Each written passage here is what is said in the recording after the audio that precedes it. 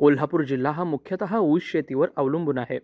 पारंपरिक वाणाचे ऊस पीक सर्वजण शेतकरी घेत असतात, पण कोल्हापूरच्या पन्हाळा तालुक्यात एका शेतकऱ्याने आपल्या शेतात काळ्या ऊसाचे वाण घेतले आहे। खरं तर औषधी गुणधर्माच्या या वाणाचे जतन करण्याच्या हेतूनेच हे ऊस पीक घेण्यात आले आहे। कोल्हापूरच्या पन्हाळा तालुक्यातील बांदिवडे येथे सुखदेव गिरी यांचे देवगिरी फार्म नावाचे कृषी पर्यटन केंद्र आहे। या ठिकाणी तब्बल 10 गुंठे जागेत हा काळा ऊस घेण्यात आला आहे। या शेतात रोहन बुवा हे सगळी शेती सांभाळतात। गेली 4 वर्षे या ठिकाणी अशा प्रकारच्या काळ्या ऊसाचे पीक घेतले जात आहे। साधारण 4 वर्षांपूर्वी बारामती येथे भरवण्यात आलेल्या कृषी प्रदर्शनातून त्यांनी हे बियाणे आणले होते।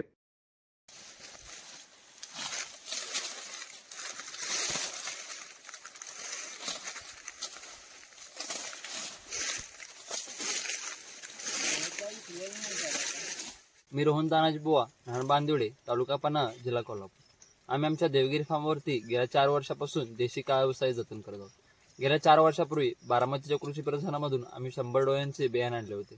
त्या 100 डोळ्यांच्या बियाण्यांपासून आम्ही आमचा आता हा 10 गुंठ्याचा प्लॉट तयार केला आहे। देशी काळा ऊस हा पारंपरिक व औषधी गुणधर्म असलेला ऊस आहे।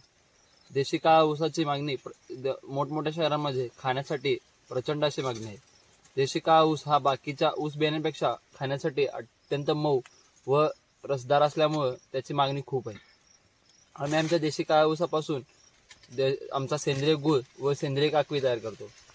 आम्ही गेल्या 4 प्रदर्शनामध्ये आमच्या देशी काळा ऊसाचं बियाणे विक्रीसाठी ऊस घेऊन गेलो। त्या प्रदर्शनामध्ये आम्हाला ऊस बियाण्यांसाठी प्रचंड अशी शेतकऱ्यांकडून प्रचंड अशी मागणी व प्रतिसाद मिळाला। आम्ही शेतकऱ्यांनी त्याचे महत्त्व पटवून देऊन त्याचे जतन व संवर्धन करण्याची विनंती केली।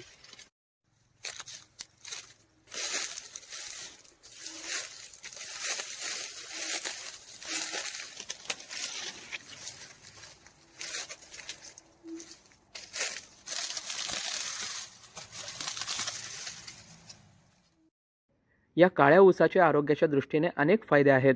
त्यामुळे या औषधी गुणधर्मामुळेच या ऊसाच्या मागणीत आता वाढ होऊ लागली आहे। शेतकरीही त्याच्या लागवडीवर अधिक भर देताना आता दिसत आहेत।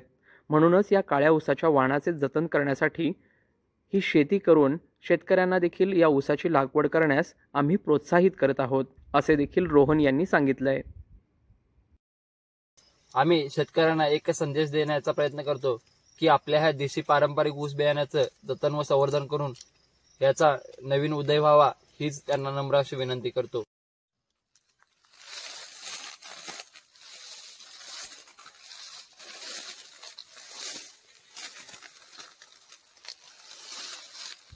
साई प्रसाद महेंद्रकर, न्यूज 18 लोकमत, कोल्हापूर।